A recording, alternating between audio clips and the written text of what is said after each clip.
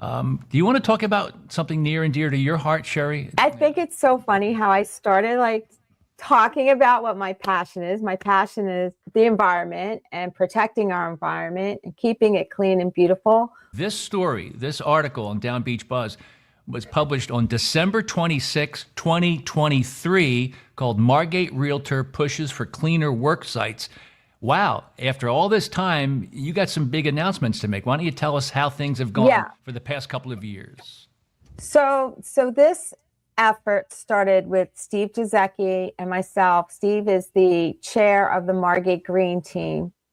And Steve, when he was kayaking, noticed that there were these white little particles coming into the water while he was kayaking. And then he figured out where they were coming from. They were coming from the work sites. All that white, that's not snow. Those are microplastic particles. And anyone who's been listening to the news has been hearing about microplastics in your drinking water, microplastics, in your food.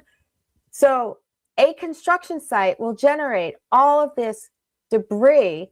And then what happens is that debris will get blown into the street, go into the air, go into the soil. When it gets blown in the street and goes down the storm drains, like that, it ends up in our bays and our oceans. So Steve noticed this. I joined the Green Team February 2023. In October 2023, I wrote a ordinance, presented it to Margate, that contractors need to contain the debris that they create in construction.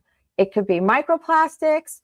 When they're cutting pavers, for example, they're creating silica dust, and silica dust is very bad for your lungs. It creates silicosis, which is a lung disease.